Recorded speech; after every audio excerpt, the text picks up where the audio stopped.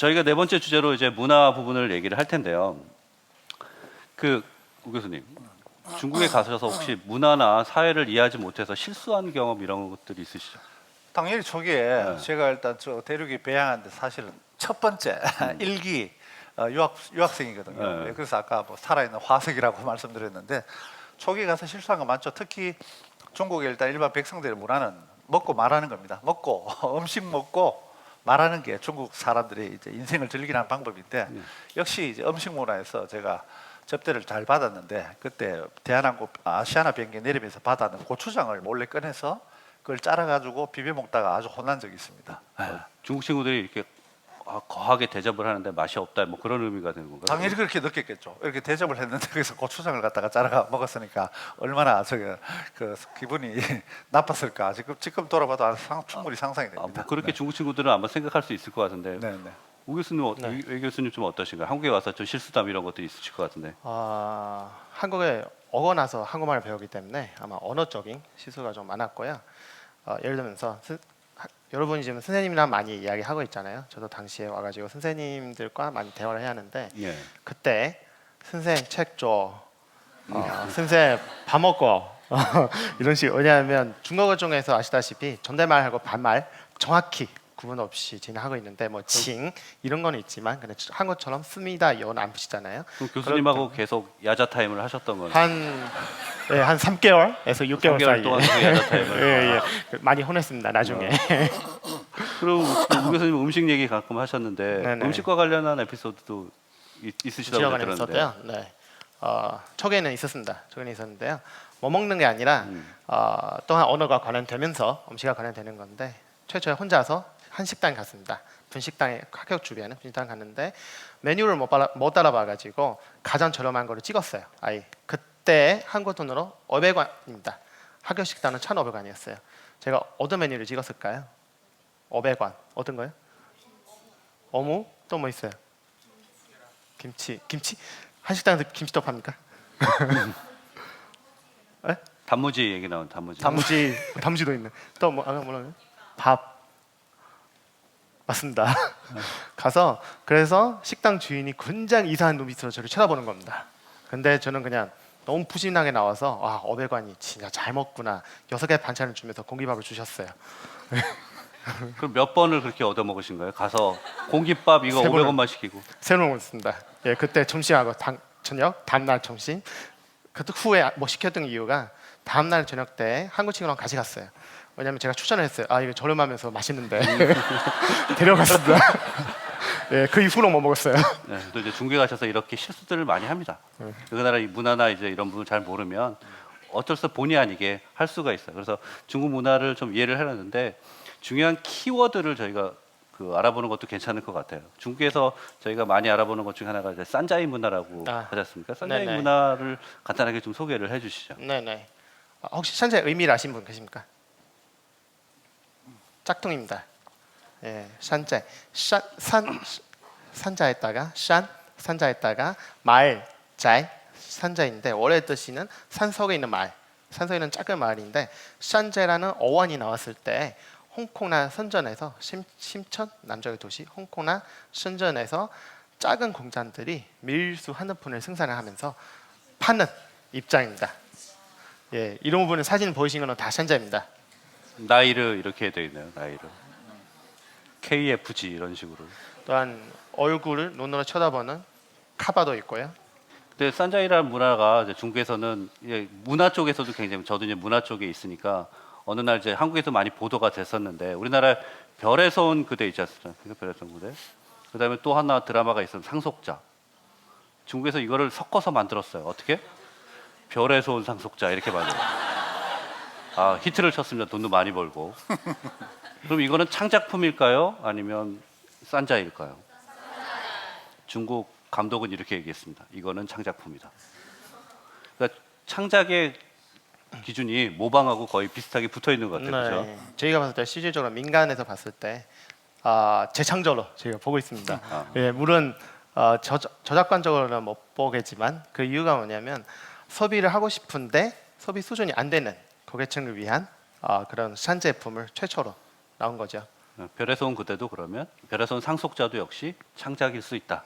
재창자죠. 재창작. 그리고 이제 여기 오셨으니까 여기 오신 분들에게 중국 요즘 젊은 친구들한테 통하는 네. 그런 그 신호 이런 것들이 있다면 아, 그거 하나 좀 네네. 알려주세요. 여러분들 중국에서 좀 써먹을 수 있도록. 최근에 여러분이 00호에 2000년에 태어나는 분들이 한국에서 제가 이거 배웠습니다. 네, 한국에서 이거 배웠는데요. 네, 중국에서 이거 동작을 아십니까? 리오. 아세요? 리오. 또 최근에 무슨 뜻인지 아십니까? 예? 시그널을 보내 이거예요? 예? 못 알아듣죠. 못 들었어요. 이게 저 문화가에서 시그널다 무슨 뜻입니까? 예. 신호는 아닙니다. 짱. 잘한다. 짱. 그래서 게임 하시면 리오를 누르잖아요. 게임 할 때 대화창에서 상대방이 잘할 때 그냥 6 숫자를 누르면 알아봅니다. 상대방을 칭찬하는 겁니다. 그래서 리오 하면 네, 다 합니다. 중간 가실 때 이 동작으로 보여주면 됩니다. 중국 친구들한테 써먹어보자 이렇게 료료료료. 잘한다. 잘한다. 굿굿 뭐 이런 뜻인 것 같은데요. 저희가 이제 이런 걸 알려면 중국의 그 사고 방식 이런 부분도 좀 고민을 해야 되지 않나요, 교수님? 짝퉁을 만들어내든 뭐 이렇게 모방을 하든 간에 중국은 일단은 뭐 자기 중심적으로 생각하니까요. 또 성공을 전제로 해서 이익을 추구할 수 있는 그런 식으로 사업을 하니까 뭐 실패를 갖다가 원치 않죠. 뭐 실패는 성공의 어머니다. 그런 어머니는 갖고 싶지 않다. 뭐 이런 그래서 반드시 성공하겠다. 자기 중심적으로 생각하니까 짝퉁 같은 것도 이익을 추구하기 위해서 많이 만들어지겠죠. 네. 뭐 짝퉁 문제는 이제 금방 말씀드린 문화 쪽에도 상당히 많은 영향들을 미치고 있는데, 자 중국 한류 부분 얘기하면서 저희가 이제 한국 연예인들이 중국에서 굉장히 성공하고 있다 이런 얘기 많이 들으셨을 거예요. 과연 어느 정도 부분인지 저희가 한번 얘기를 나눠볼게요. 중국에서 한국 연예인의 대우는 자 문화를 보시면 19세기, 20세기, 21세기에 문화의 중심지 이동이 바뀝니다. 많이 보셨죠? 태양의 후예 밑에는 별에서 온 그대. 오른쪽이 빠빠 헤일라이러가 뭐죠? 우리나라는 그 다음에 워시꺼쇼.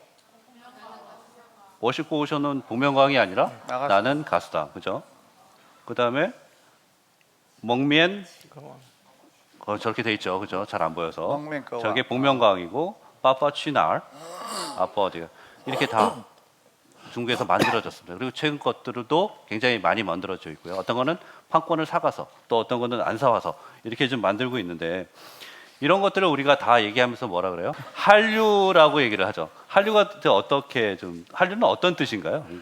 한류가 제가 알고 있기로는 일단 저 초기에 수교한 직후에 한 90년도 말에 그 당시에 그 질투라는 드라마하고 사랑이 먹일래 하는 여기 분들은 잘 모를 것 같아요. 네, 질투 네. 사랑이 먹이려 그러면 최근에 따지면 별에서 온 그대 뭐 이 정도로 보시면 됩니다. 그죠? 그때 이제 그때 처음으로 이제 드라마가 정식으로 수입 절차를 거쳐서 수입을 했는데 아주 그냥 엄청난 히트를 쳤죠. 그 이후에 이제 중국 인민일보하고 신화사에서 한국의 문화 침략이 시작됐다. 이런 식으로 해서 이제 단어를 따가지고 한국 할 때 한, 유통할 때 흐름 이래가지고 한류라는 그런 말이 처음 생겼다. 저는 이렇게 이제 알고 있습니다. 예. 그 중국에서 중국인들은 한류를 어떻게 좀 받아들였나요? 그 당시 지금도 그렇고. 시각을 좀 바꿔서 말씀드리겠습니다. 일반 팬들이 한류가 한국 사람의 라이프 스타일로 보고 있습니다. 드라마에서 특히 나오는 그런 장면들이 실질적으로 한국에서 그렇게 살고 있구나. 저기 드라마가 아니라 한국 사람이 진짜 저렇구나 이런. 그렇죠. 그래서 그렇게 생각하고 있는 거죠. 막장 드라마 이런 거 보면 저렇게. 그러면요. 혹시 옥타방 왕세자를 보셨습니까? 아시죠? 박유찬. 박유천 씨가 나오는. 예전에 제 시흥중에서 유찬의 팬이 있었어요. 그래서 그거를 보면서 옥타방이 그렇게 로man틱하고 아름답고 또한 왕세자를 만날 수 있는 그런 공간이 있구나. 그렇기 때문에 옥탑방을 찾기 위해서 한국으로 처음으로 여행 왔습니다. 옥탑방을 보고 박유천이 살던데 굉장히 환호를 했나요? 어떻게? 학교 주변에 있는 5개 옥탑방을 보여줬습니다. 직접 안내를. 그렇죠. 직접 보여주면서 그 다음에 펜트하우스하고 옥탑방이 다릅니다. 일단 그걸 가르쳐주면서 실망하고 들어갔습니다. 박유천이 사는 데는 아니구나. 이제 그렇죠. 그런 느낌이요. 중국에서 그 지금 말씀드린 바로 이렇게 알아보고 이게 한국의 현실이다 이렇게 느끼는 분들이 꽤 많은 것 같아요. 그런 측면에서 저희가 중국의 드라마나 이런 걸 수출할 때도 뭐 그렇다고 뭐 저희가 꼭 좋은 것만 할 필요는 없지만 고려를 할 부분이 있는 것 같아요. 그래서 그런지 중국에 있는 그 지식인이라 그럴까? 네. 그런 사람들 같은 경우는 한류를 뭐 고급 문화다, 주류다 이렇게 생각하고 있지는 않은 것 같아요. 네, 우리 저 웨이칭 교수하고 여러분들 생각하는 그 한류 접촉하는 거하고 제가 이제 중국 교수들하고 식사하면서 얘기하는 건 조금 차이가 있습니다. 예, 그러니까 중국 일단 지식인들은 한류 문화를 조금 그렇게 고급 문화는 아닌 걸로 이렇게 보고 있습니다. 예, 뭐 전형적인 좀 예를 들면은 작년 5월달에 상해에서 세계 모터쇼를 했는데 저 그거는 사실 현대그룹 관계자한테 몇 번 얘기를 했었죠. 프로모션 할 때 한류 스타를 갖다가 좀 사용을 하지 말라고. 예. 네. 그런데 또 다시 이제 새로운 제품을 런칭할 때 그 프로모션을 위해 가지고 빅뱅의 G 드래곤을 데리고 왔어요, 북경에. 예. 그래서 뭐 사람이 터져 나갔습니다. 그럼 성공한 거 아닌가요? 많이 지드래곤 데려와서 근데 많은 그 사람들이 다음에 일단은 저기서 신문 기사에 이렇게 떴죠. 그 차를 사고 싶어서 실물을 한번 보기 위해서 찾아갔던 사람은 팬들 때문에 차 근처까지 못 가고 열을 받았고, 그 차에 전혀 관심 없는 우리 팬들은 너무 복잡하게 또 그 G드래곤을 목전에서 보지도 못해가 화가 나고, 그 현대자동차 옆에 부스를 마련해는 벤츠하고 렉서스, 토요타 저거 부스를 갖다 가지는 그 업체는 현대자동차 때문에 장사를 망쳤다고 분노하고, 그래서 현대자동차는 이 박람회를 전체 다 전세를 내든지 아니면 오지 마라. 그런 이제 기사에도 났었고, 얼마 전에 인천 아시안 게임 때 이제 그 성화 최종 봉송 주자가 우리 대장금의 주인공 네. 그분이었죠. 이영애 씨였죠. 네, 그러면 이제 방금 이제 했던 그런 말이 하죠. 밑에서 흥을 돋구기 위해서 아이돌 스타 이렇게 뭐 이렇게 공연을 하고 하는 건 좋은데, 마지막에 그 성화 봉송 주자까지, 그리고 인천 아시안 게임 때 우리 아시안의 잔치를 잠시 위탁해 가지고 개최하는데 마지막에 성화 봉송하는 것까지 연예인이 하느냐? 그렇게 이제 한국에 사람이 없나? 뭐 어떤 이런 그런 걸 가지고 정서를 가지고 있죠. 그래서 그게 이제 마케팅적으로 보면은 우리 중국에 있는 일단 백성들은 지금 현재 강자는 누구라고요, 그죠? 공산당이죠, 그죠? 그럼 그게 모방 소비를 말합니다. 저 간부가 아우디를 샀어요. 그럼 거기 쫙 따라가서 사고, 그러면 제가 일단 말씀드린 게 도리가 있죠. 마케팅을 갖다가 오히려 잘 하려면은 탑 다운 방식으로 제일 위에 있는 권력자들을 갖다가 거기서 제품의 포지셔닝을 확실히 하고 제품 가치를 쫙 끌어올리고, 나중에 모방 소비가 일어나게 하고, 그 이후에 자리를 잡고 나서 한국 연예인, 아이돌 스타, 엑소 뭐 이렇게 하면은 그게 이제 더 도움이 되는데, 예. 최초 제품을 런칭할 때 바로 한류 스타를 쓰는 거는 저는 별로 맞지 않다고. 주류나 뭐 고급 문화 그렇게를 보고 싶지 않은 그런 측면도 좀 있을 것 같아요. 그리고 지금 뭐 레이저, 그죠? 중국어로는 짱이싱이라고 하는데 중국에서 그죠? 왜 이름 다 외우죠, 그죠? 연예인 이름을 중국어로 외우는 것도 방법이긴 해요. 그래서 질문지 중에 그런 게 있었어요. 왜 한국 아이돌 그룹은 중국 연예인을 멤버로 하나요? 한 가지밖에 없죠. 시장이 넓으니까 당연히 쓰려고. 굉장히 장희신 돈 많이 벌고 있습니다. 그렇죠? 굉장히 많이 돈을 벌고 있고, 엑소에서 나온 우이판의 경우 100억이 넘습니다. 그러니까 굉장히 성공을 하고 있죠. 뭐 얘기 나온 김에 제가 간단하게 그 문화 얘기하고, 제가 문화 쪽 하니까 저도 이제 중국에서 중국 아이돌도 키워봤습니다. 그리고 지금도 준비를 하고 있고요.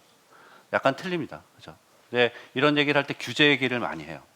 자, 우리나라 도깨비 드라마 있죠. 중국에서 만들 수 있을까요, 없을까요? 왜 없다? 중국은 도깨비 못 나와요. 우리 도깨비 이거 만들래요? 그러면 이거 만들지 마. 왜? 방송에 틀 수가 없어요. 별에서 온 그대. 기획 좋죠. 못 틀어요, 그죠? 별에서 오면 외계인 못 나와요. 그럼 어디서 와야 돼요? 한국에서 온 그대 이렇게 바꿔야 되는 거예요. 또 다른 거 있어요. 귀신 영화 많이 나와요. 귀신 못 나와요. 뭐 어떻게 해요? CG 틀렸어요. 그죠? 비슷하게 해서 모자이크 틀렸어요. 사람 연기. 그렇죠. 귀신도 사람은 연기하죠. 그죠? 어떻게 처리한다? 귀신 막 달려옵니다. 와, 무서워. 그리고 어떻게 해요? 그렇죠. 안 보입니다. 근데 주인공이 어떻게 해야 돼요? 일어납니다. 아, 꿈이었어. 현실이 아닙니다. 그죠? 현실이 아니니까 방해가 가능해요. 계속 귀신 얘기입니다. 그리고 끝에 어떻게 해요? 주인공이 일어납니다. 아, 꿈이었네. 그렇게 일어납니다. 피해가는 방법이 있지만 이런 규제가 중국 콘텐츠를 많이 망가뜨리는 그런 거라고 이제 중국 감독들이나 배우들이 많이 얘기를 하거든요. 이렇게 문화는 그 상황을 이해해야 저희가 거기에 접근을 할 수 있습니다. 여러분 잘 아시죠? 중국 콘텐츠가 결코 약하지 않습니다. 그리고 쿵푸 팬더 이렇게 소재들도 다양하게 움직이고 있고요. 저희가 이런 측면에서 봤을 때 한류가 지금 한국에서 사드 문제 때문에 약간 주춤거리고 있지만 사드가 끝나면 문화는 어떻게 한다? 좋아하는 사람이 있으니까 또다시 흘러갈 것이다. 이렇게 보시면 됩니다. 그리고 자 여기서 저희가 이번에 외교부에서 제가 만든 한중 수교 25주년 기념 영상물 잠깐 보고 못 만들었으니까 그냥 보시면 돼요. 대략 이런 여러분 제가 여태까지 저희 얘기한 내용들이 간략하게 돼 있어요. 그러니까 한번 그거 보시고 저희가 2부에서는 빠르게 좀 진행을 좀 할게요. 한중 관계가 굉장히 25년이 됐고 경제나 여러 가지 측면에서 상당히 밀접한 관계가 있다는 것을 의미를 한 거고요. 아직 청년이기 때문에 같이 갈 길이 많다. 이런 주제로 작업을 했던 거고요. 그 다음 주제는 저희가 그 경제에 대해서 잠깐 다뤄볼 거예요. 지금 내용처럼 경제는 저희가 준비한 자료가 좀 딱딱하니까 여러분이 질문했던 내용으로 저희가 그냥 프리토킹 하듯이 제가 질문을 좀 드릴게요. 그 중국 같은 경우 지금 지원 이렇게 얘기를 하는데 중국이 지원, G2 이렇게 얘기를 하면서도 굉장히 못 사는 나라라는 인식이 좀 강하잖아요. 그거 왜 그런가요? 빈부격차가 심하기 때문에 그렇게 보여지는 것입니다. 실제로 중국의 상위 1%의 권력층이 전 국가 자산의 3분의 1을 차지하고 있으니까. 왜냐? 중국이 현재 차지하고 있는 자는 공산당이니까, 강자니까. 근데 전체적 국가적으로 보면은 그런 문제를 조금씩 해결하면서 국가 부를 키우고 있죠. 유일하게 미국과 더불어 가지고 10조 달러, 예. GDP 10조 달러 클럽에 가입해 있고 작년 말 기준으로 11조 5천억을 했으니까. 근데 그 크기 한 100분의 1 정도 되는 한국이 작년 말 기준으로 1조 5천억 달러 했으면요 한 8배, 9배 차이 나는데 참 네. 그런 측면에서 한국이 대단합니다. 한국 같은 경우 GDP로 하면 몇 위 정도 되는 건가요? GDP로 하면은 세계 11위고 11위. 무역 총액으로 하면 세계 6위예요. 네. 참 굉장히 대단한 높은 국가죠. 위치에 있는. 네네네. 여러분들 부모님 그만큼 고생한다는 얘기입니다. 지금 말씀하신 것처럼 중국은 못 사는 나라 인식이 강한데 실질적으로 상당히 많이 잘 사는 나라다. 근데 잘 사는 나라인데 또 못 사는 나라처럼 인식되는 건 격차 이런 문제가 있다. 이렇게 지금 경제 교류가 그 한중 간에 많아지면서 한 4만여 개 그 한국 기업들이 중국에 들어가서 일을 하고 있는 것 같은데 외 교수님 보시기에는 한국 기업들이 잘 하고 있는 건가요? 아니면 또 더 잘하기 위해서 어떤 부분들을 좀 더 고민을 해야 됩니까? 최초에 진입했을 때는 잘 됐습니다. 네. 당시에 서로가 필요하기 때문에 그래서 여러 가지 조건을 서로가 맞춰주잖아요.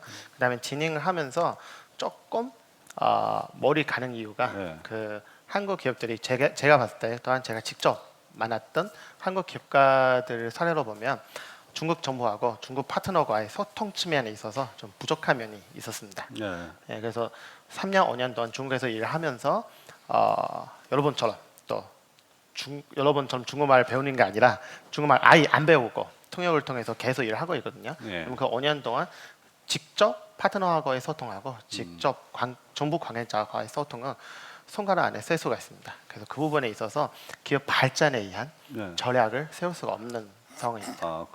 제가 단도직입적으로 좀 여쭤볼게요, 오 교수님. 네. 중국은 미국을 꺾고 1등이 될 수 있을까요? 냉철하게 객관적으로 보면은 뭐 25년 있었기 때문에 제가 뭐 중국을 판단하고 얘기할 생각은 없고요. 제가 볼 때는 당분간은 어렵다고 봐집니다. 어렵다. 네, 네. 제가 좀 존경했던 그 2015년에 돌아가신 그 싱가포르 이광유 총리도 이런 비슷한 얘기를 했습니다. 예. 예, 그분도 사실은 미국 공산당 정부 관료한테 사실 상당한 존경을 받고 있는데 쓴소리를 많이 하죠. 어떤 측면에서는 중국 공산당 정부 쓴소리 많이 하는 사람이 한국에서 와주기를 오히려 기대합니다. 그 양반이 그때 이제 얘기를 하기를 중국은 창의력을 발전시킬 수 있는 자유가 보장되지 않기 때문에 영원히 미국을 따라잡지 못한다. 일부는 저도 동의를 합니다. 그리고 반대편 입장에서 있는 공산당 입장에서는 오히려 지원을 원치 않는다. 당분간은. 중국이 1등이 되고 싶지 않아요. 네, 오히려 서방의 어떤 매체들이 지원이라고 갈 수 있다는 걸 부담스러워하죠. 왜냐하면은 앞에 미국이 지원을 앞세우고 네. 계속 따라가면서 상대가 쓰러질 날을 기다리고 상대의 강점을 흡수하면서 계속 꾸준하게 거리를 좁아가는 게 우리가 실사구시다. 굳이 그걸 따라잡겠다고 하다가는 문제도 더 많고. 그래서 옛날에 우리 그쪽에 그 중국의 무협 영화 보시면 아시겠죠? 악당이 나타나가 내가 천하제일이다 하면 반드시 죽습니다. 네. 그래서 지원, 탑, 1등, 천하제일 이런 것들을 소설에서는 많이 쓰지만은 그 현재 차지하고 있는 관리층은 상당히 부담스러워합니다. 최소한 지도자는. 그러니까 중국에는 국가의 외부의 외교 전략을 할 때 지도자는 우리는 인권도 안 됩니다. 아직 자유도 안 됩니다. 아니면 빈부격차 심해가지고 아직 돈을 더 벌여야 됩니다. 단 신하인 교수나 학자, 관료들은 우리가 너희들 앞지를 수 있어. 조심해. 방거리 조심해. 이런 얘기를 하죠. 그러니까 지도자 권한하고 신하의 역할이 분명히 나눠져 있죠. 보면 2등을 유지하면서 1등을 넘본다. 근데 왜 교수님? 1등 못 하신대요? 어떻게 생각하세요? 중국인 입장에서 반드시 돼야만 하고 될 수가 있다고 생각합니다. 중국인 입장에서는 될 수 있다. 중국 국민으로 입장에서 돼야만 합니다. 돼야만 한다. 어떻게 왜 돼야만 하는 거죠? 국민의 자신이죠. 자신감. 또 어떻게 보면 지금 말씀하신 것처럼 지도자 입장에서 봤을 때는 2등 이렇게 할 수 있다. 근데 일반인 입장에서는 1등을 할 수 있다 그러면 우 교수님 같은 경우는 외 교수님 같은 경우는 역시 일반인 입장에서는 자신감이 있고 미국을 따라잡을 수 있다. 그렇다는 말씀이신 거죠? 국민의 바람입니다. 한 분은 있다. 한 분은 없다. 언젠가는 아마 두 경제 대국의 싸움이 지금보다도 훨씬 치열해질 거라고 생각을 합니다. 그런 경제 대국의 싸움을 저희가 바라보는 것도 세계 경제를 바라보는 하나의 중요한 관전 포인트가 아닐까 그렇게 생각을 합니다. 자, 빨리 넘어와서 오늘의 마지막 주제. 중국의 카오카오와 한국의 수능 문제에 대해서 얘기를 합니다. 여기 고등학교 1학년, 2학년, 2학년 고생 많아. 제 큰딸도 고등학교 2학년입니다. 둘째 딸은 중학교 3학년입니다. 셋째 딸은 초등학교 4학년입니다. 초등학교, 중학교, 고등학교가 다 있습니다. 그러니까 집이 조용할 날이 없거든요. 고등학교 3학년. 고3? 올해 꼭 좋은 대학 가시기 바랍니다. 좋은 대학 가실 거고 이렇게 오신 거면 이미 대학에 합격하셨을 수도 있죠, 그죠? 아닌가? 일단 중국에도 한국처럼 수능이 있습니다. 카오카오라고. 여러분 이제 질문들을 좀 주셨는데 중국 교육이 우리나라 교육에 비해 특별한 점이 있다면 이게 목포 덕인고등학교 강유찬 관 그런 거고 중국 사랑하는 우리나라 이거 잘 안 보여서 제가 넘어가도록 하겠습니다.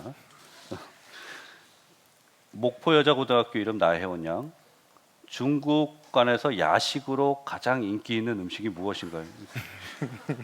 이게 교육으로 분리돼서 제가 이게 뭔가 했더니 밑에 있습니다.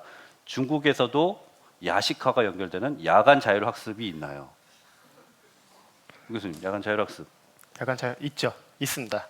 늦게까지 합니다. 그래서 약간 지역 차이성인데 대도시 상해 북경 같은 경우는 공식적인 야간 자율학습 시간이 한 6시 반에서 7시 사이 끝나고요.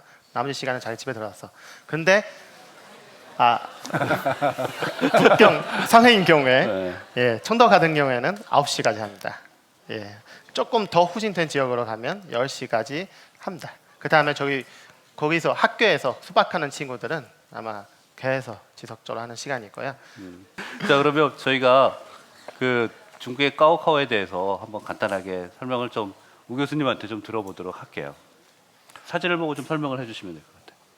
네, 중국에도 우리 여러분들 부모님하고 마찬가지로 우리 자식들 좋은 대학 가고 좋은 직장 찾는 게 사실 삶의 목표죠. 그래서 중국 까오카오 우리나라 수능 시험인데 사실 집안으로 보면 가장 큰 공산당은 뭐 당대회지만은 10월 18일 하는 집안에서는 우리 저 자식들 그 까오카오가 가장 중요합니다. 화면을 보시면 제가 한번 읽어볼까요, 그죠? 为了父母的微笑 부모님의 미소를 위해서, 为了老师的恩情 선생님의 은혜를 위해서, 为了未来的自己 자신의 미래를 위해서, 我拼了 죽도록 하겠다 이렇게 적었습니다. 다음 사진 한번 볼까요? 고3 수험생이 이제 모든 과정을 끝나고 나서 까오카오 시험을 치고 그동안 공부했던 책을 다 찢어가지고 옥상에서 다 던집니다. 눈이 아닙니다. 책을 갖다가 그냥 찢어가지고. 저기 눈이 아니고 다 네, 책 종이들. 예, 일부는 조금 괜찮은 책은 저 구석에 가지고 팔기도 하더라고요. 예. 후배들한테 대부분 다 찢어가지고 뿌리죠. 스스로 축하를 하는 거죠. 제토라 해탈했다 뭐 이런 게죠. 네.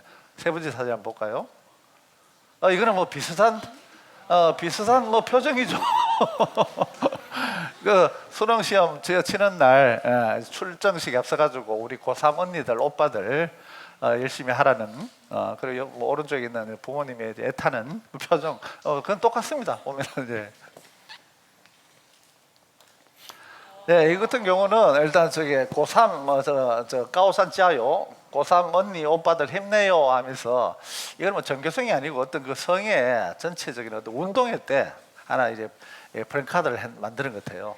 그만큼 이제 주목을 하고 있다는 얘기죠. 힘내라 고3. 자, 그러면 저 중국 학생들이 목표로 하는 대학들이 여기 쭉 나와 있습니다. 뭐 저거 세계 100대 대학에 들어가 있는 대학이 3개인데 세계 100대 대학 중에 북경대학하고 청와대하고 상해에 있는 복단대학이 들어가 있죠. 작년 말 기준으로 여기 있는 12대학 같은 경우는 일단 중국의 학생들이 목표로 하고 있는 그런 대학들입니다. 이게 좀 우둔한 질문처럼 들렸을 수 있지만 외 교수님, 네. 그 중국인들이 그렇게 그 베이징 대학, 네. 청와대학을 들어가고 싶어하는 이유가 어떤가? 뭐 학교가 예뻐서 뭐 이런 것도 있을 것 같고. 지름길이 됩니다. 지름길이다. 북경대와 청와대 들어가는 게는 네. 들어가기 전에도 힘들겠지만 그냥 들어가고 나서 자기 인생에 성공하는 지름길이라고 보시면 됩니다. 여러분도 아마 서울대 가고 싶은 그런 마음이랑 비슷한다고 보시면 됩니다. 지금 여기 계신 분들 중에 지금 고3은 좀 늦었지만 네. 고1, 고2는 칭화대, 베이징대를 두드려 볼 수도 있을 것 같은데 네. 중국인들하고 외국인 전형은 좀 다르다고 알고 있거든요, 우 교수님. 그럼요. 저 한국 학생 유학 가가지고 그 걔들이 치는 까오카오의 시험을 응시하기는 좀 무리고요. 별도 전형으로 또 시험 문제도 다르고 시험 치는 날짜도 다르고 네. 외국인끼리 경쟁하는데 거기서 역시 한국 학생이 합격률이 가장 높다는 거. 그런 의미죠. 네. 만약에 여기 있는 분들이 난 베이징대 칭화대 한번 가고 싶어. 아니면 중국인으로 한번 유학을 가고 싶어라고 하면 어떤 조언을 좀 해주시겠어요? 제 같은 경우는 오히려 이제 한번 자문을 해오면은 딱 첫 마디 질문에 대충 일단 그 친구의 의지와 계획이 있는지 여부를 좀 판단할 수 있습니다. 네. 예를 들어 어떤 학생 같은 경우는 찍어서 뭐 복경대 이런 얘기를 안 하고 어느 지역에 가면 한국 학생이 없어요. 적어요. 한국인이 가장 적은 곳으로 네네. 가고 싶다. 그래서 외롭게 열심히 공부를 해보겠다는 의지를 제가 느낄 수 있고 두 번째는 전공을 묻습니다. 제가 요리에 관심이 있어요. 제가 패션 디자인에 관심이 있어요. 아니면 염색에 관심이 있어요. 그것만 집중적으로 가르치는 대학이 있나요? 요 두 학생 같은 경우는 사실은 어떻게 보면 좀 희망이 있죠. 성공률이 좀 근데 높다. 안타깝게도 대부분의 학생들은 어떻게 하면은 청와대에 어떻게 하면 어떤 변통적인 방법을 써서 북경대에 이런 같은 경우는 제가 그렇게 사실 솔직히 그렇게 큰 기대를 하지 않습니다. 외 교수님 어떤가요? 네. 지금? 동의합니다. 이건 동의하고요. 또 보충적으로 제 경험으로 말씀드리겠습니다. 아까 고향이 칭다오라고 그랬잖아요. 칭다오에는 한국 학생 굉장히 많습니다. 칭다오 좋은 대학이 해양대학이고 칭다오대학인데 두 학교의 한국 학생이 외국인 학생 수의 80%를 차지하고 있습니다. 그래서 칭다오에서 한중 정시회를 하게 되면 통역이 무지 많습니다. 저희가 어디 대학 가가지고 바로 20명, 30명 잡아올 수가 있고요. 대신에 8달 안에 만약에 서한에서 제가 한정 전시회를 하는 경우에 심지어 한국에 있는 저한테 전화 와가지고 혹시 서한에 시안에 아는 한국 학과 교수님을 통해서 좀 학생 소개해달라고 하는 겁니다. 시안에 한국 학생이 거의 없는 거예요. 또 반대로 해가지고 광시 같은 데도 거의 없습니다. 이런 데에 오히려 여러분의 발전할 수 있는 공간이 더 많지 않을까 싶어 합니다. 중국에 실질적으로 전망 있는 지역도 서부 지역으로 가는 게 발전의 추세가 맞다고 봅니다. 베이징 칭화대를 가는 것도 역시 좋고 그렇지 않으면 굳이 거기를 고집하지 않아도 중국에 13,000여 개 정도가 대학교에 있는 걸 알고 있는데 거기서 본인이 좋아하는 학과 그다음에 본인의 경쟁력을 확보할 수 있는 곳으로 가는 것도 괜찮은 선택이 아닐까 생각이 듭니다. 그러면 이제는 무슨 제가 뭐 워싱턴에 왔다 북경에서 공부를 하고 갔다 하는 것들은 기업체에 있는 사람들은 믿지를 않습니다. 네. 오히려 전혀 들어보지 못한 도시나 지역에서 공부를 하고 왔어요. 그러면 관심을 가지죠. 그러니까 우리처럼 우리 저 한국인 사고처럼 그저 서울 스카이 대학 어느 특정 대학 이렇게 하는 거는 전혀 의미가 없고 당신의 컨텐츠를 내 보이세요. 하버드 대학 나왔는데 그럼 뭘 할 줄 아십니까? 그 자기 컨텐츠 가치로 일단은 공부를 하고 추구를 해야 되지. 뭐 방금 말씀드린 저 북경이나 북경 복장대학이 있습니다. 복장이라면 의료대학이죠. 거기는 일단 중국에서 가장 유명한 패션 디자인의 양성대학입니다. 당신이 네임밸류는 떨어지지만은 거기에서 졸업을 한 학생 같은 경우는 여러 군데의 패션 회사에서 접촉을 하죠. 그런데 북경대학 중문학과 나왔다. 만약 엑셀런트한 중국어를 구사하지 못하면은 그 친구는 100개 응시하면은 100개 다 떨어질 겁니다. 저라도 뽑지 않을 겁니다. 예. 지금 이제 기업체 입장에서 좀 말씀을 해주셨는데 옛날에 중국에 제가 가기 전에 뭐 저는 그 한국의 SK텔레콤이라는 회사에서 다녔어요. 거기서 갔다가 주재원으로 갔었는데 그 당시에는 뭘 이해를 못했냐면 어떤 분이 미국에서 한 4년, 6년 이렇게 살고 왔대요. 영어를 못해요. 어떤 사람은 한 10년, 15년 살고 왔는데 영어를 물어보면 못해요. 이해가 도저히 안 갔어요. 그 영어권에 사는데 왜 중국에 가서 제가 12년 있어 보니까 뼈저리게 느낍니다. 공부 안 하면 한국 지역에 가서 살면 말씀하셨죠? 한국말만 해도 다 됩니다. 기본적인 딱 중국어만 할 줄 알면 사는데 문제 없어요. 늘지 않습니다.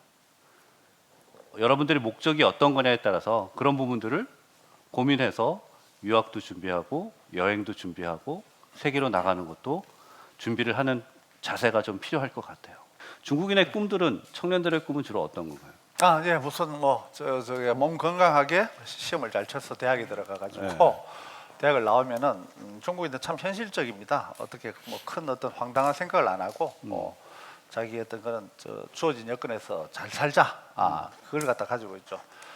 최근 들어 대학생 같은 경우는 과거와 다르게 과거에는 일단 외자기업에 입사, 삼성에 근무한다, 마이크로소프트에 근무한다 이런 자랑을 했는데 워낙 자기 중국에 발전을 하다 보니까 이제 차이나 모바일, 차이나 텔레콤 이런 식으로 오히려 입사 순위가 넘버원이고 좀 더 최근에 어떤 동향을 보면은 일단 시장이 팽창함으로 해가지고 제가 설문조사를 해본 결과로는 한국의 대표 대학이라 할 수 있는 스카이 대학 출신들한테 설문 랜덤 조사를 해보니까 한 80%가 공무원 시험 아니면 삼성에 들어가려고 준비를 하고 있대요. 그런데 북경의 3대 대학이라 할 수 있는 북경하고 청와대학하고 중국인민대학은 80%가 창업하겠다고. 그것도 생계형 창업이 아니고 통닭집하고 치킨집하고 커피숍이 아니고 IT 베이스로. 걔 같은 경우는 일자리가 정해진 상태에서 창업을 하겠다는 거고 우리는 그 똑똑한 인재들이 공무원 시험 준비하겠다는 게 제가 한국이 제일 걱정되는 부분입니다. 그거는 미래가 결정되잖아요. 지금 중국이 지금 현재 저한테 그 근육 자랑하고 힘 자랑하는 거는 전혀 겁이 안 납니다. 아까 교육감님도 말씀하셨죠.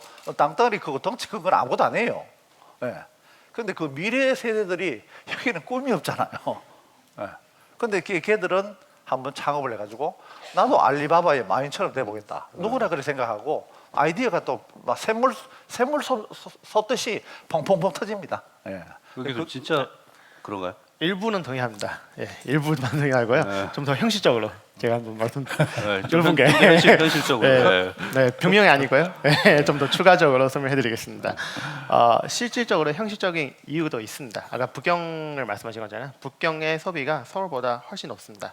그래서 투잡 갖고 있는 젊은 사람들이 많습니다. 대학생 졸업하자마자 평생 동안 열심히 일을 하더라도 북경의 평균 월급이 아마 5,000원 좀 넘습니다. 한국 돈으로는 100만 원까지는 안 됩니다.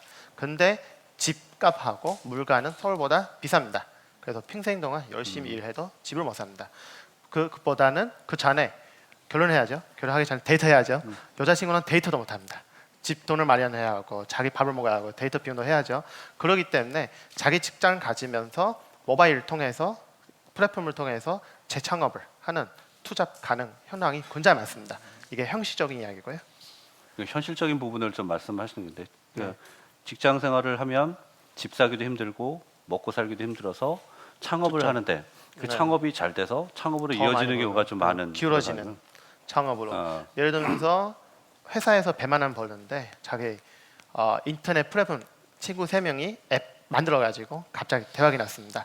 腾센트가 그 회사를 인수했어요. 그 회사의 가치가 한국 돈으로 500억입니다. 친구를 나눠 가요. 이런 경우가 많습니다. 저도 뭐 중국에서 직장 생활을 하고 있으니까 직장에 보면 중국인 친구들이 있지 않습니까? 어느 순간에 저한테 옵니다. 사장님, 저 회사 그만두겠습니다. 아니 왜 잘 다니던 회사를 왜? 왕홍합니다. 왕홍이 뭐냐면 여러분들 비디오 자키, 중국의 비디오 자키 하면 얼마 버는데 지금 월급보다 100배 더 봅니다. 창업하는 겁니다. 그렇게 창업들이 많이 활성화된 거를 볼 수 있었던 것 같아요. 이제 여기 있는 분들도 앞으로 창업이나 개인의 꿈을 이루기 위해서 열심히 뛸 것 같은데 그걸 위해서 우 교수님 조언이나 아니면 당부의 말씀이나 이런 분이 있다면 주변을 둘러보시고 발을 딛고 있는 자리가 좁다고 생각하면은 그냥 떠나세요. 예. 아니면 여행을 갔다가 한번 하시든지 이런 말이 있지 않습니까, 그죠? 한국의 외교관은 요 한국 크기만큼 생각합니다. 중국의 외교관은요 중국 대륙 크기만큼 생각해요. 왜냐면 자연의 구속을 받은 게 인간이니까. 그런데 전 세계를 들쑤시고 다니는 미국 외교관은 전 세계만큼 생각해요. 그럼 그게 인종의 그 DNA 차이가 아니고요. 발을 갖다가 얼만큼 멀리 가보면은 그 세상이 얼만큼 넓은지 알거든요. 네. 오타이도다, 신도다. 무대가 넓으면은 마음이 그만큼 커지는 겁니다. 그런 측면에서 오히려 어떤 사회의 틀에 짜여진 목표를 억지로 추구하는 것보다도 더 알고 싶고 하고 싶은 일이 뭐지? 자문을 끊임없이 하면서 그걸 선택하세요. 생각해내지는 못하겠지만은 성공하지 못하는 건 없어요. 그저 생각해내지 못할 뿐이지. 그래서 열심히 적고 계시는 박한별 학생도 박한별 사고 독립 만세. 미래는 나야 나 이렇게 그렇게 왠지 좀 어색하죠, 그죠? 저 처음 준비 많이 했었죠. 왜 교수님도 네네. 아까 오 교수님께서도 그 마음 이야기 나오잖아요. 뭐냐 마음이 얼마나 넓으면 저도 마음에 대한 한 말씀을 드리겠습니다. 不忘初心,不忘初心,方得始终. 처심을 잊지 않으면 시작과 끝을 항상 따라옵니다. 시작과 끝을 보유할 수가 있습니다. 즉 여러분이 중국에 예를 들면 유학을 가시다가 3년 동안 4년 동안 공부를 하시고 중국 친구들 아마 같이 창업하자, 한국 콘텐츠를 가져와서 우리 같이 일을 하자 이렇게 제안할 수가 있습니다. 그 제안에 과연 아까 손 들으셨던 분들이 그 꿈과 같은 건지 아니면 당시에 그때의 꿈과 같은 건지를 판단을 하고 동의할 수도 있고 아니면 이게 거절을 하고 다른 창업을 친구랑 같이 할 수도 있습니다. 그래서 항상 처음 마음을 잊지 않고 가시기 바라고요. 마무리는 두부의 시인 두부의 왕유에라는 시가 있는데 마지막 두 구절을 조안으로 드리도록 하겠습니다. 荡胸生层云决眦入归鸟会当凌绝顶一览众山小. 그 뜻은 태산 꼭대기에 올라가가지고 널리 보시기 바라다는 의미입니다. 한 분은 넓은 데 가서 경험해라. 한 분은 높은 데 가서 쳐다봐라. 이렇게 말씀을 해주셨는데 그럼 저는 저는 말씀드리기 전에 당부하기 전에 오늘 대략 중국에 대해서 이렇게 뭐 저희가 표현한 수박 겉핥기식으로 지내어 왔어요. 저 설명을 해왔는데 자 여기 질문지들이 꽤 있는데 오늘 강의를 듣고 여러분들이 야, 이 질문을 하지 않으면 난 집에 못 가겠다. 이건 꼭 물어보고 싶다. 있으신 분 질문. 중국 전역에 한 바퀴를 도는데 시간 많이 걸리는 거 설명 들었잖아요. 예. 2008년부터 시작되고 있는 중국의 고속철도가 우리나라의 KTX보다 더 빠른 이유는 도대체 무엇일까요? 예. 그 대답은 드리도록 하겠습니다. 중국의 고속철은 우리처럼 산악 지형이 많지 않아 가지고 뭐 터널을 고려하고 정차 지역을 고려하고 또 정치적인 원리에 휩쓸리고 이 곡선이 일단 어떻게 가야 되고 그걸 고려할 필요가 없습니다. 지도를 놓고 줄자를 대고 상해하고 복귀하고 쭉 꺼가지고 도로를 깔아버리면 그냥 됩니다. 그러면은 거기서 중간에 터널도 없고 곡선도 없고 중간에 정차역도 없고 그걸 갖다가 또 다른 지역에서 원하면 깔아주면 되니까 벌써 그 고속철이 3만 킬로가 다 돼가죠. 고속철이 거기다 지금 300km, 400km. 그러니까 제 같은 경우는 KTX에 타고 오면은 이게 완행 기차 같아요. 중간에 서는 데도 많고 좁고 그런 예. 지금 말씀하신 곡선보다는 직선 위주니까 좀 속도가 빠르다 그렇게 말씀하시죠. 훨씬 더 빠르죠. 그걸 갖다가 이제 저 테스트하면서 속도를 점점점 높여가겠죠. 예. 그 중국이 처음에는 기술도 많이 부족했는데 이제 훨씬 발전해 나가고 있잖아요. 네, 그렇죠. 근데 지금 대한민국은 그렇지 못하다고 듣고 있어요. 그 이유가 무엇인지 대한민국이 왜 기술이 그렇게 중국만큼 진보하지 못하는지 알고 싶습니다.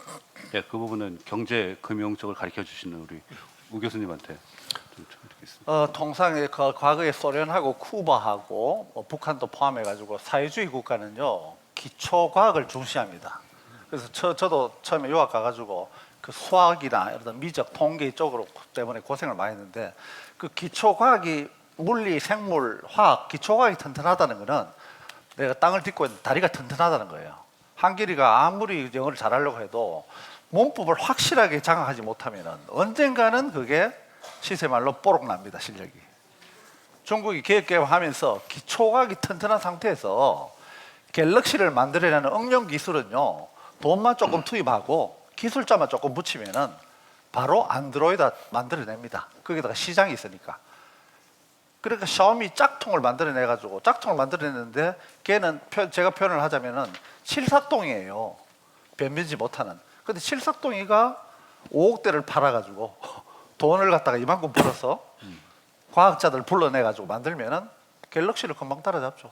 그러니까 우리 한국 같은 경우도 판사, 교수, 변호사, 의사 되는 친구들이 많이 나오는 것보다도 나는 무조건 과학자, 과학행정가, 아니면 뭐 특허 이런 식으로 가야지만 우리 대한민국이 어느 정도는 희망이 있고 중국하고 한국하고 시차가 1시간이죠, 그죠?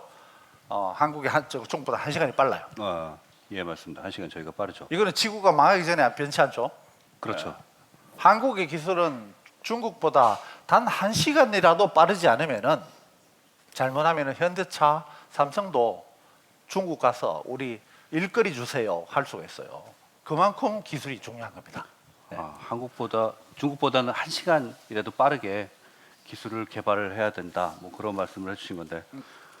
안녕하세요. 전남예고 2학년 미술과 강은서입니다. 예.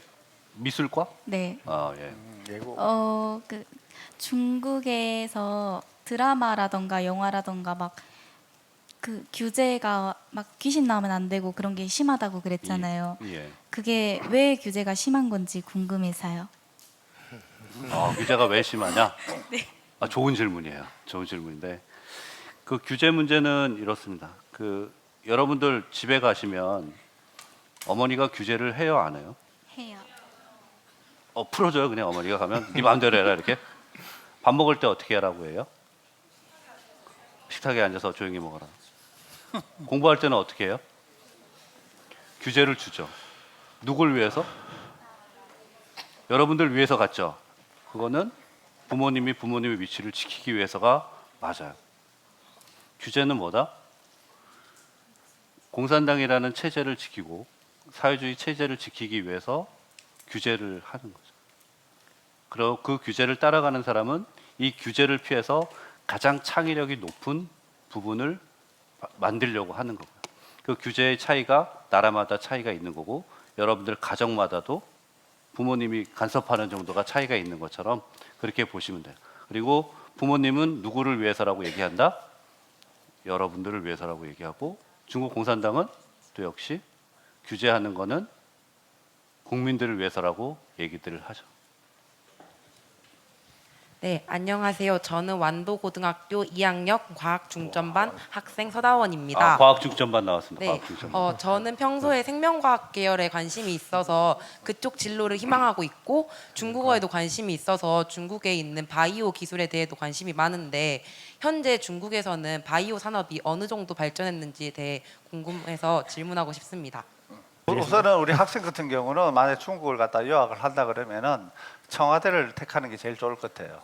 중국 청와대에 생명과학 분야에 노벨상을 받은 분도 계시고 거기에 돈이 여유가 많으니까 관련된 기자재, 연구 역량 전 세계에서 몰려온 학자들이 많아요.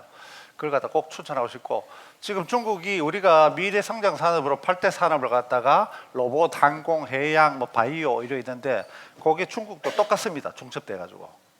거기다가 또 하나 또 저기 그 바이오 산업을 중시할 수밖에 없는 게 한 20년 지나면은 중국의 14억 인구 중에 25%가 노인입니다. 네. 그걸 이제 노인하고 이제 관계가 되는 게 이제 의료 관련 산업이고 줄기 세포 연구하는 거 하고 또 생명을 더욱더 젊음을 유지하게 하는 거 이런 것들이 사업을 시장이 무지무지 크기 때문에 시장이 있으면 당연히 정책과 기술은 따라옵니다. 그래서 시장이 무서운 거예요. 우리 한국 시장이었기 때문에 옥동자를 놔도 요절해 버리죠. 근데 아까처럼 샤오미 같은 경우는 칠삭동을 놨는데 옥동자를 변해버리지. 예.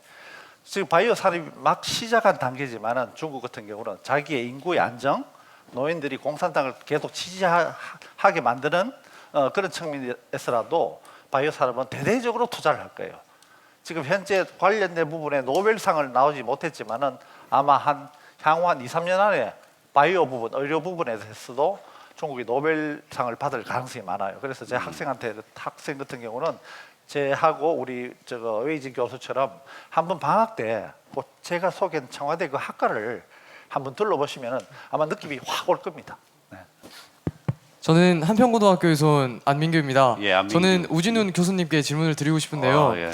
그 현재 세계 경제에서 중국이 차지하는 위치가 미국을 앞질렀다고 할 정도로 중국을 세계 경제의 구원자라고 그렇게들 부르고 있다는 걸 책에서 본 적이 있어요. 그런데 그 2008년에 미국에서 시작된 금융 위기처럼 중국의 경제가 휘청거리면 세계 경제가 앞으로 어떻게 될 건지에 대해 교수님의 전망이 궁금합니다.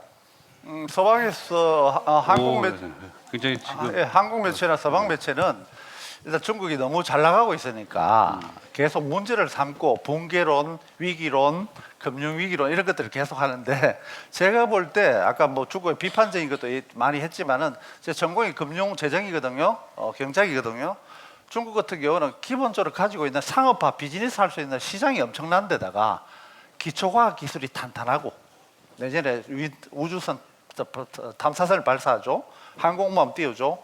응용 기술을 갖다 개발하는 능력이 무지무지 강하고 그걸 갖다 팔아줄 수 있는 시장이 무지 넓기 때문에 그리고 또 무역 대국이지 않습니까?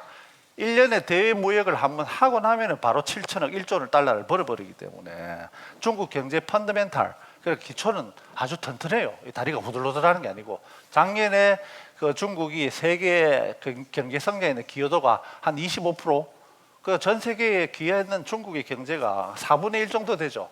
그래서 오히려 우리는 중국 경제가 불안해지는 것보다도 당신들이 어떻게 체제를 가져가든 안정된 게 우리 한국한테는 훨씬 유리하죠. 왜냐? 우리 한국은 시장이 작으니까 우리는 대륙에다가 빨대를 꼽아서 영양분을 빨아먹지 않으면 오히려 힘들어지는. 그래서 더욱더 중국 경제를 좀 더 세밀하게 디테일하게 연구를 하고 전략을 세울 필요가 있죠. 예, 고맙습니다. 굉장히 지금 저희가 한 2시간 동안 오랜 기간을 달려왔는데 우바 콘서트라는 열차를 타고 중국 여행을 여러분은 기차를 타고 쭉 지나온 거거든요. 깊이를 들어가진 못했어요. 하지만 여러분들이 중국을 바라볼 수 있는 그런 새로운 시각, 이런 부분들은 조금이나마 가질 수 있는 기회가 아니었을까라고 스스로 한번 위안을 해봅니다. 그리고 제가 늘 제 첫째 딸에게 했던 얘기로 오늘 우바 콘서트를 좀 마치도록 하겠습니다. 네가 원하는 건 한국에 없을 수 있다. 그리고 네가 할 수 있는 일을 중국에서도 못할 수 있다. 그러니 원하면 떠나라. 여러분들도 떠나는 거에 두려워하지 말고 두 분도 여행을 가서 25년, 17년을 머물러 계시는 것처럼 떠날 때는 어렵습니다. 떠나면 여러분들은 충분히 적응할 수 있고 충분히 잘 생활할 수 있고 성공할 수 있습니다. 한국 그리고 여기 전라도, 여러분이 살고 있는 도시에 머무르지 마시고 열차를 타시고 KTX를 타시고 고속철도를 타시고 배를 타시고 떠나시기 바랍니다. 오늘 우바 콘서트에 찾아주신 여러분 대단히 고맙습니다. 네, 네.